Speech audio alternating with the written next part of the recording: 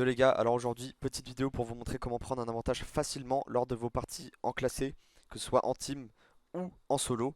Donc vous allez voir qu'on va tout simplement réaliser un invade.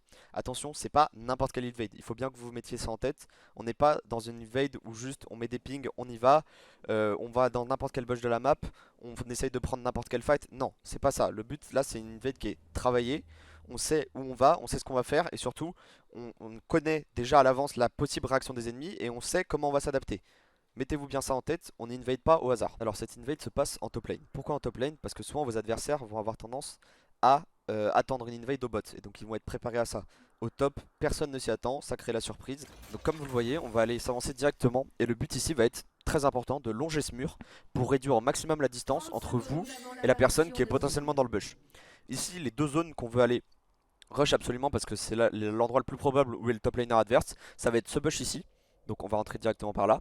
Et ce bush ici, où le top peut être également très souvent, mais on va y arriver par le tour si jamais personne n'était là. Donc là on est sur un Aatrox qui est quand même master, hein, master 1 LP je crois. Et le Aatrox fait quand même cette erreur.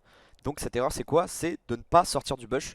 La cover est très mauvaise ici. Si vous voulez cover cette entrée de la jungle quand vous êtes au top, sortez du bush. Comme ça vous verrez vos adversaires arriver directement ici ou ici et vous aurez le temps de reculer très facilement. Si vous restez dans ce bush, c'est du suicide. Autant rester sous sa tour, ça ne sert à rien de rester.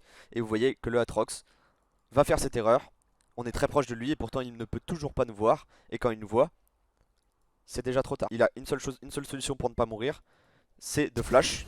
Et vous voyez que on est déjà à 43 secondes de jeu, les adversaires n'ont rien fait sur la map et vous avez déjà récupéré un flash gratuitement sans prendre aucun risque. Vous avez maintenant 3 réactions possibles de vos adversaires face à cette invade. Première réaction, ils vont venir essayer de défendre le raid en jouant le fight. Vous pouvez donc venir fight ou reculer, à votre choix. Attention, le fight est risqué, ça reste un 50-50 dans le camp ennemi, mais votre adversaire, donc le top, a sûrement perdu son flash ou est peut-être mort. Donc vous avez un petit avantage, mais ça reste un 50-50.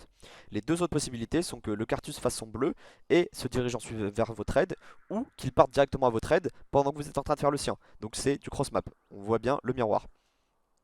Comment réagir à ces deux autres situations? Il faut tout simplement que votre bot lane back longe par la lane. Surtout ne rentre pas dans ces zones qui sont très dangereuses puisque vos adversaires s'y trouvent.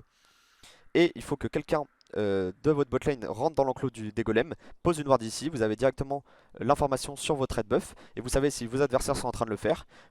Ou si le Cartus est en train de faire son bleu, après il va rush votre raid et vous aurez l'information dessus. Vous pourrez donc tout simplement le collapse avec le mid qui descend, la botlane qui descend, et on a un kill qui est gratuit, ou à nouveau un flash à travers l'enclos du Cartus, et on gagne un nouveau flash, sachant qu'il va prendre beaucoup de retard avec ce chase. Vous savez maintenant comment réagir de façon optimale à toutes ces situations, et vous n'avez plus qu'à appliquer ça en game. Bonne chance!